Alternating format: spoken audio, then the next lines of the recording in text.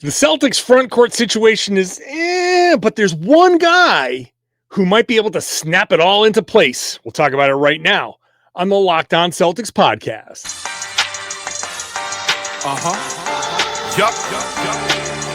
B-Town, be ever ready.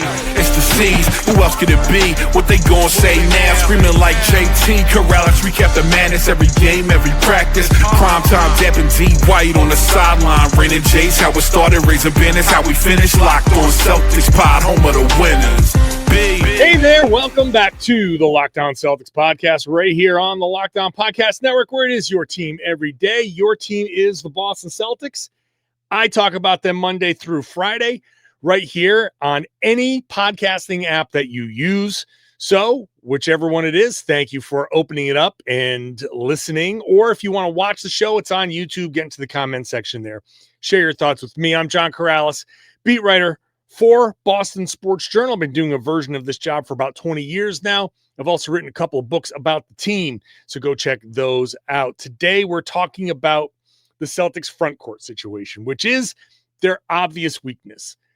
But one name we have not been talking about very, very much at all. In fact, I barely have remembered talking about him at all.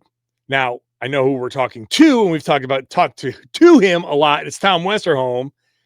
Tom, Tommy Podcast, what's going on? That's me, Tom, the Tommy Podcast. That's I'm good, right. man. How are you? Oh, I'm great. Because we just keep, tinkering around with the Boston Celtics lineups here. Later on, we'll get into some of the depth and who might be the starting center.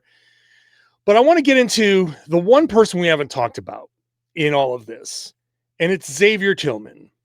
Because I don't know, do you remember even saying his name this summer? I mean, we were like before we started recording, you called him Xavier McDaniels, because that's an old man knee-jerk reflex. Yeah, it's not the first time it's happened, and it absolutely will not be the last time. It's front of mind. Like Tillman's gonna have to do a lot more before he passes Xavier McDaniel in my Xavier, who I think about the most list. Well, yeah, like the McDaniels is the name that rolls off the tongue after you say Xavier. Of course, perfect. Yeah. So the reason why he's such an X factor, no pun intended. Yeah. Let's start with this. There are two people that we know are starters on the Celtics. Everybody else, it's all up for grabs. We know Derek White and we know Jaylen Brown. Yeah. Those are the two starters. Everyone else, is it going to be Peyton Pritchard or Anthony Simons? There's some debate about that. Who's going to be the center? Is it Queta? Is it Boucher? Is it Garza? We can have a debate about that. Who's the four? People talk about Sam Hauser. Maybe you start Boucher and Neemias Queta. Maybe you go double big. Maybe you go with Xavier Tillman. And honestly, the more I think about it, and I'm not saying I expect Tillman to be healthy enough. I don't know what the knee issue is. The fact that it recurred last season is not something that I am hopeful that it's going to, go away.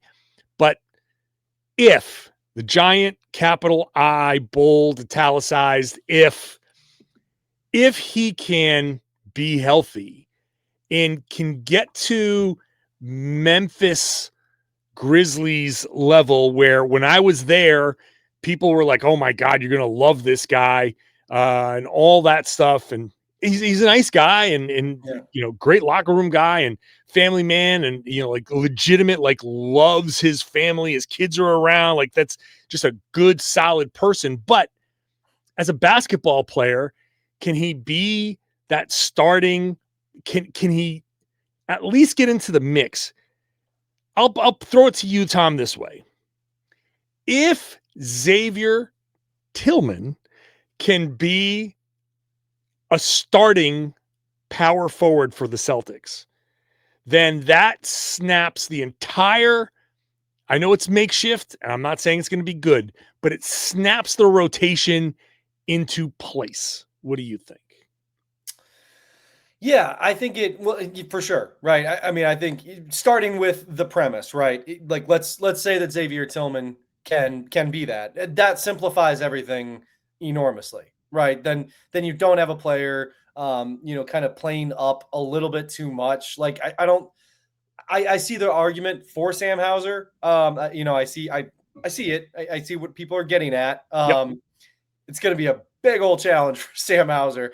I think that it really does. It's one of those ones that kind of does. I mean, honestly, when you think about like speed, you know, actually not that bad for Hauser when you think about it Right. from certain perspectives. But I do think that you're really throwing in the towel on anything defensive at that point, which is going to be a huge challenge either way. But you're like you're not just throwing the towel away. You're putting the towel in the cannon and kind of launching it somewhere. Yeah. He got one of those cannons that can reach the upper deck at a Which so they yeah, need in that building, by the way. Anyway, sorry. yeah. I think, I mean, look, Tillman makes a lot of sense there. I think, he's 26, which is crazy he just seems older. I think it's not just because he looks older. It's also like you were saying, he's a family man. He's a senior. He Yeah. seems like he should be getting like cheaper ice cream on a senior citizen discount or something. But he's not. He's 26. He's still pretty young. He's still he's really not that far removed from being the guy that Memphis was really upset to lose. Like, Yeah. he's not that far removed from that. So I do think that I think that you're right that like if Tillman can be that player, I mean that simplifies things a lot. You can play lineups that make more sense. You can you start to get some stuff out of the front court that you were really worried about at the start of the summer, right? Like you start to get some some size, some heft, some Yeah. you're still lacking a lot of kind of key elements that the front court has had in previous years. But I mean, even like when Tillman came to the Celtics, one of the things that really made him an attractive option was the fact that he was a little bit more able to move, than some guys. Like he is, he's always been kind of a guy who could kind of get side to side a little bit and help in the pick and roll. Like if you don't have to play drop on every single pick and roll that involves a big man, that's not, that's helpful. It's helpful to be able to have some more options. And yes, those options, for the millionth time this summer, those options are not going to be as good as they were last year. But if you can start to plug some of those gaps, that's a really good thing. So yeah, he's an interesting player that, like you said, I was honestly trying to think about it, and I don't think I've said Xavier Tillman. I certainly have not said Xavier Tillman on this podcast since July it's been a while. It's been a long time. And I want to be clear that there is no great option. Like even I think at his best, Tillman is not a starting level power forward. I don't think he's a starting level player at this point. Hey, look, he might prove historically he's never been one. I mean, even in Memphis, I was just looking at it when we were talking. The most starts he's ever had was 22, 23. He had 29 starts out of 61 games. Like that's the most he's ever had. He's never been a starting caliber player necessarily. Right. And so having him as a regular starter, starting, let's say 60 games, you're looking at a front court that's less than you need it to be. Yeah. And, no offense to the guys that are here, but, I go back to the Brad Stevens quote where he said something along the lines like, yeah, on paper, the people aren't going to look at this and say it's the best, but they're just going to have to prove us wrong. And like, even Brad Stevens couldn't come up with anything complimentary to say. He was just basically saying like, yeah, our front court sucks and everybody's saying it and I can't refute it. So very Principal Skinner, prove me wrong, kids, prove me wrong. It's it's a tough situation, but Tillman presents this very obvious power forward type of player who, if he is mobile enough to do things like guard a guy in the corner, still have the lateral movement to come over and tag the roll man on a pick and roll. And for people who don't understand, you're just coming over and you're disrupting the timing of a pick and roll when the center is up, playing up higher, and you come over and tag, literally like kind of touch the roll guy, just to kind of disrupt the timing and show the point guard like there's a defender there, and then still get out to the corner in enough time where, because normally what's going to happen is the pass is going to go out to the corner. If you can come tag the roll man and get out to the corner defensively and contest the three or run the guy off the line, that is a massive, massive help defensively. This is the Celtics' major weakness this year is front court defense. That's going to be a problem. If Tillman can come in and help that in any way, then he is worth his weight in accolades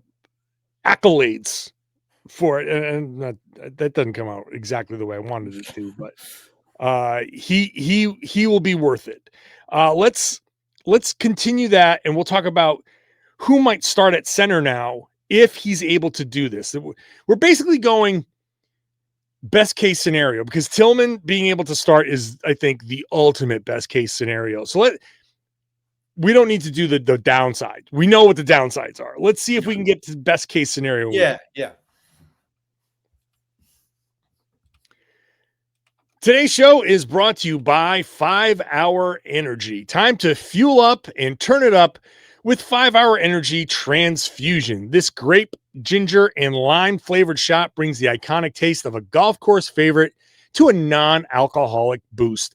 Perfect for sinking birdies, making great memories with friends. It's a hole-in-one for your energy game. Whether you're out on the course or just need a little extra push to power through your day, 5 Hour Energy Transfusion delivers the clubhouse flavor you love without ever leaving the green.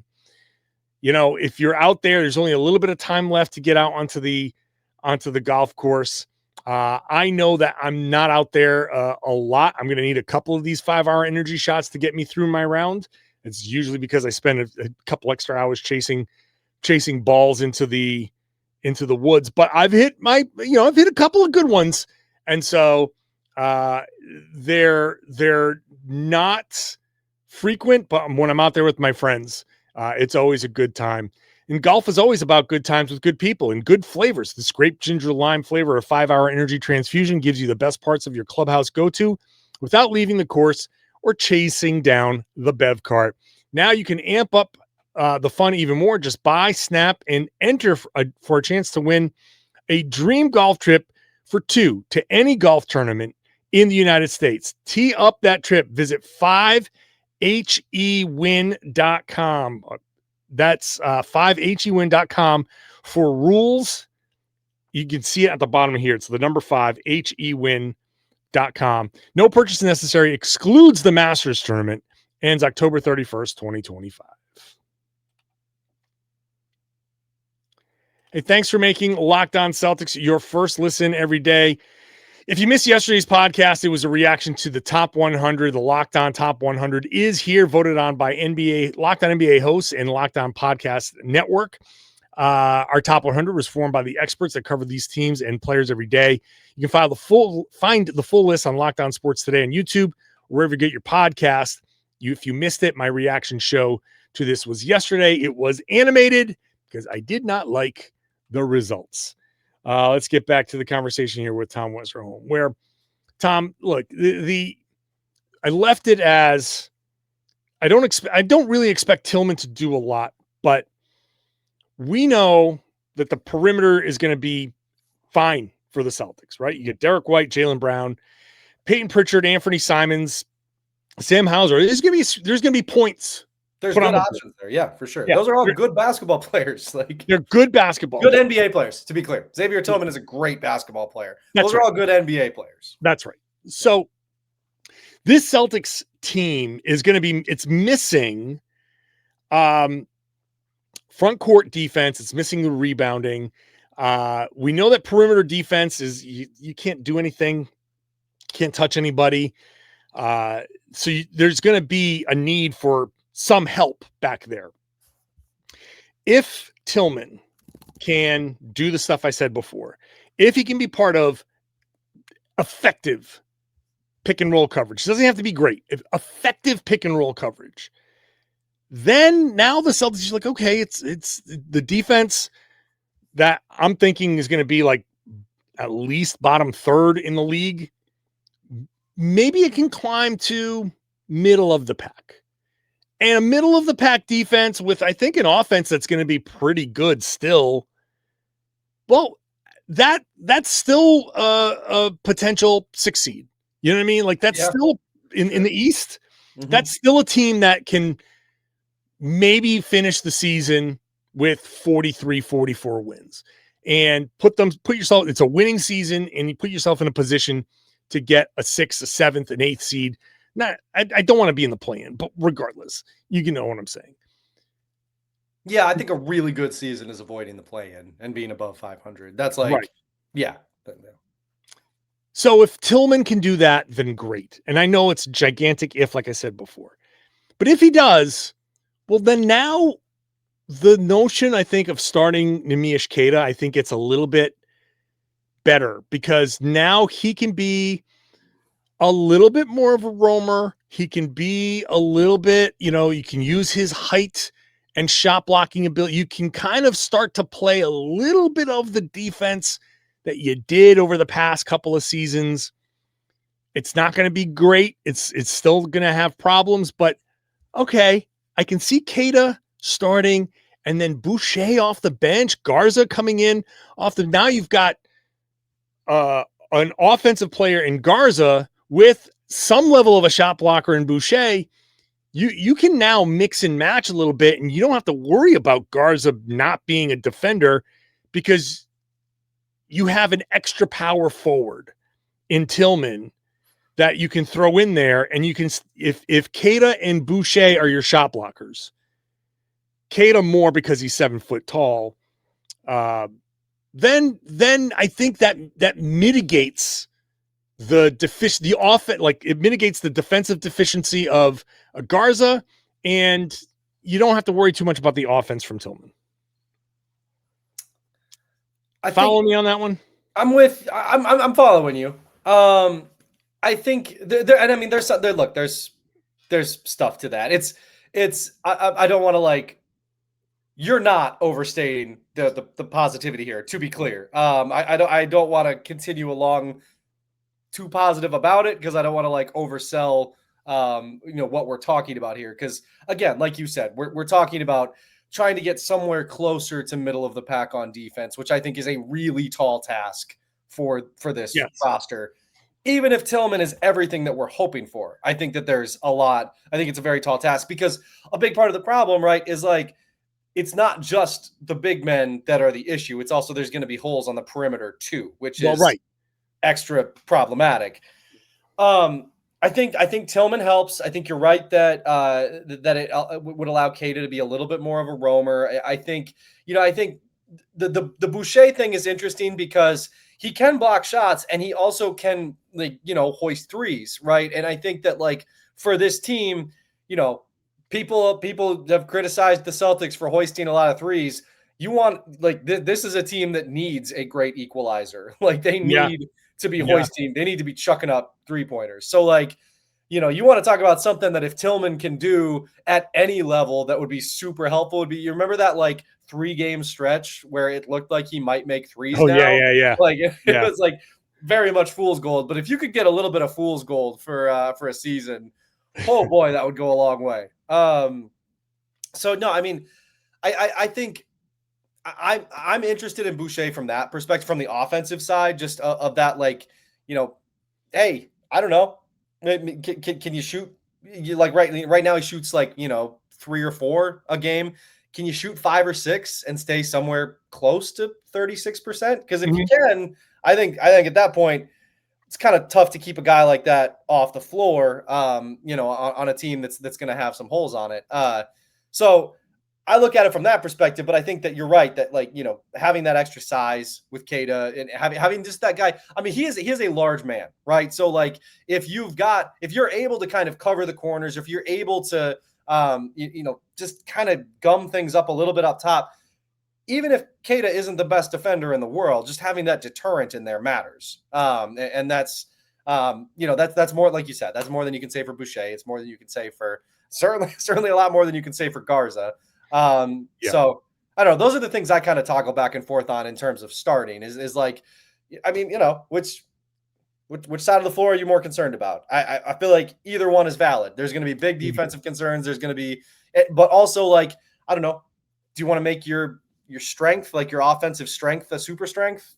Like have Boucher launch threes? I don't know. I could see it both ways. When we come back, I'll explain why Tillman being available as a power forward makes it easier, I think, for Queta defensively. I think it would maximize what Queta can be defensively. Well, thank you for making Locked On Celtics your first listen every day. Locked On NBA, Locked On NBA Game Night. Make that feed your second. Check that second. After you're done with Locked On Celtics, this is your first listen.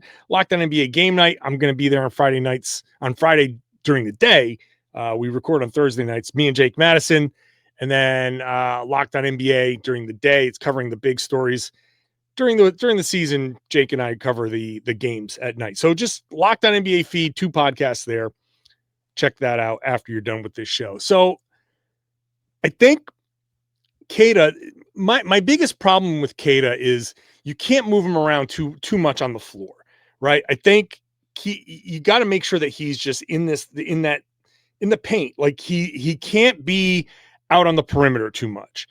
To have, like, if Tillman is an option and you constantly have a Tillman or Boucher out there with Queta, like I don't think you can put Garza out there with Queta too much, right? I think Garza at least is more mobile. You can play around with the mobility and go small, whatever. But I don't want Queta to do too much. So to maximize him and keep him around the rim and have him be like a instinctive help defender, shot blocker, you need that depth. You need that big man depth that Tillman is going to give you. And again, to be clear, my best case scenario here is it's still going to be like a middle of the pack defense, but I'm heading into the season thinking this defense is going to be awful. So I think if Tillman's there to handle a lot of that running around, or Boucher is there to handle a lot of that running around, and Queta is just kind of there like at the block and just doing that little dance where you're like, oh, I'm going to take my foot out of the paint, put it back in the paint, 1 foot in, 1 foot out, and do the hokey pokey. That's if Queta's just doing that the whole game, then he can get in there and at least be a 7-footer with long arms. I don't necessarily love his mobility. I'm not sure about his decision making. It's gotten a little bit better, but I still want to see it at NBA speed. Eurobasket was, somewhat encouraging. I want to see it at NBA speed now. To maximize him and kind of hide his limitations, I think it would just be so huge to have that one extra guy. You now have 2 solid power forwards to throw out there with, Queta at different times. That just, you're not asking too much of Queta. And if you're not asking too much of Queta, then I think you can get a really good year out of him. Yeah, I mean, look, I think simplifying the game, right? It makes it, if you can simplify the game for a player, it does increase the chances that they're going to succeed, right? Because if you can focus on 1 or 2 things, if you can focus on 2 or 3, whatever it is, very specific things, and it's all about knowing your role, right? A player like Queta has had like a turbulent NBA career, like he's Sure, tried to do a lot of different things, like tried to be in a lot of different places. If you can kind of say like, okay, listen, here are the things, these are the things, and he's also going to have a lot of freedom this year too, right? Like this is going to like he's never had an opportunity like this to play a ton of minutes and to just kind of be a huge part of a team. Like he's never been in this position before. So to kind of give him some parameters and some freedom at the same time, I think, that could make a big difference for him. I think you and I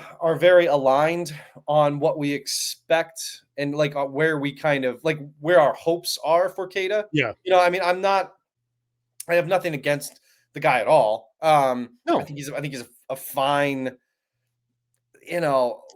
lower level second, more like a third kind of tier center, right? Like Yeah. I think on a normal team, that's where I would feel comfortable having him. I have no problem having him be, the backup to the backup, or the second backup if your primary center is injured. So like I think we're very much aligned on what we think of Queta. But I think that to a lot of this season, right, is just going to be like looking at players trying to like more so than trying to minimize weaknesses, because this team is going to have weaknesses. I think so much of this season is just going to be trying to like maximize the super strengths that you can, right? Like, Yeah. Okay, what is Peyton Pritchard really good at? Let's give Peyton Pritchard a chance to do the things that Peyton Pritchard is really good at, and just hope for the best. And I think the same thing is true of the bigs, right? You look at Queta, it's like, okay, what are the things that Queta can do really well? He's very big.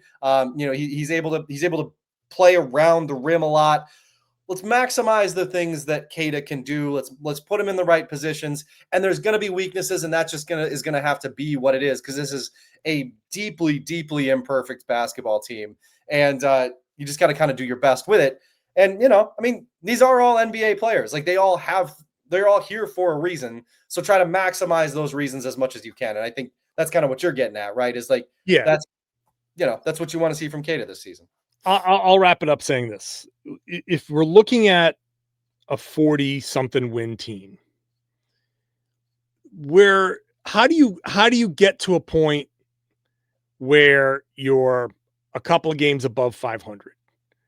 How do you get to 44-38? How do you get to that level? Because that's what the Pistons were, and they were the 6th seed last season. Right. How do you get there? Okay, the Celtics are not going to be as good as the best teams in the league, best teams in the East, right? So I'm going to they'll beat, I assume they're going to beat Cleveland once. Sure. Let's just say, but they're not as good as Cleveland, right? They're not as good as New York now. They're not as good as the best teams. They're not as bad as the bad teams. So they should beat Washington and Brooklyn and Toronto most of the time. It's those evenly matched games that these things that we're talking about are going to matter. That's where a surprisingly good season, 44, 45 wins happens, or a little bit of a disappointing season, 40 wins, 39 wins happens. And that'll still be enough probably to put you in the play-in, which is exactly where I don't want them to be. But these things, the Tillman thing, all of these things, to me, that wins you more of those games against the evenly matched teams than not. So if we split it up and we say, 25 games against the good teams, 25 games against the bad teams, and 32 games against the middle of the pack. Okay, so we'll say 25 and 25. We'll just, to make it easier, 500 team. Can you win?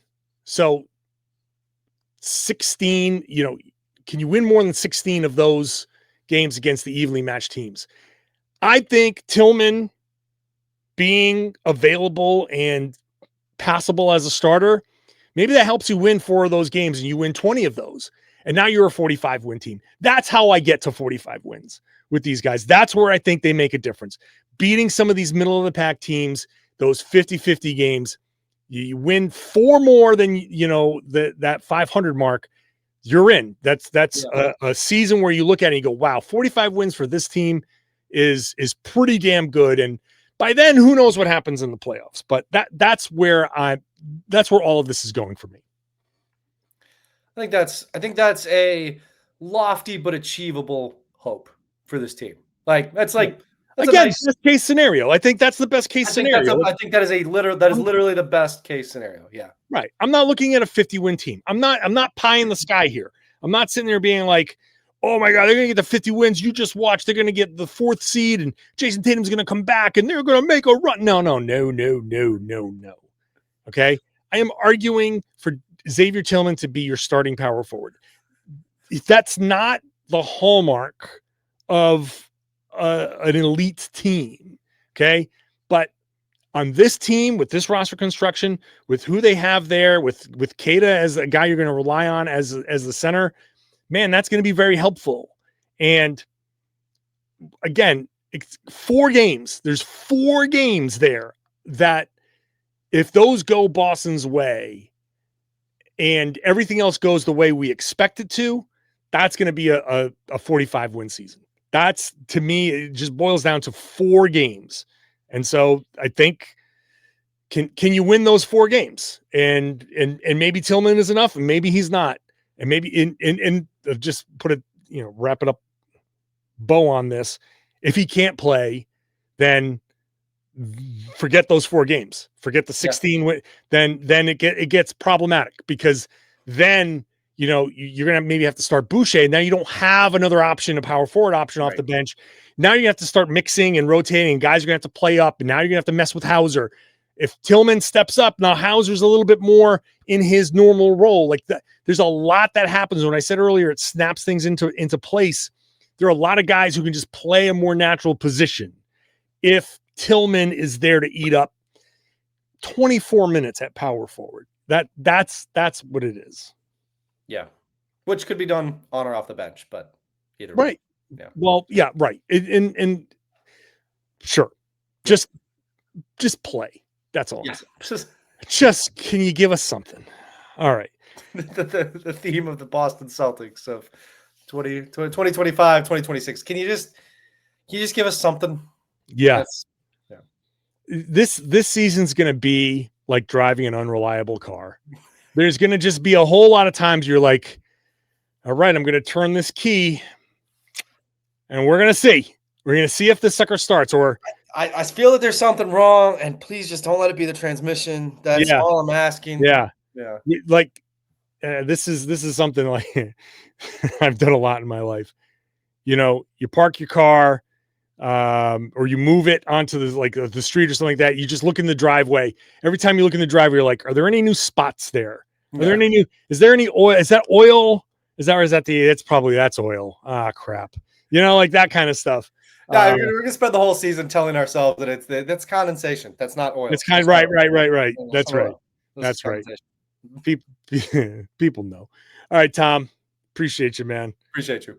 And I appreciate all of you, everydayers, here with me and Tom. But me, I'm here every Monday through Friday. So here with me Monday through Friday. I do appreciate you being here.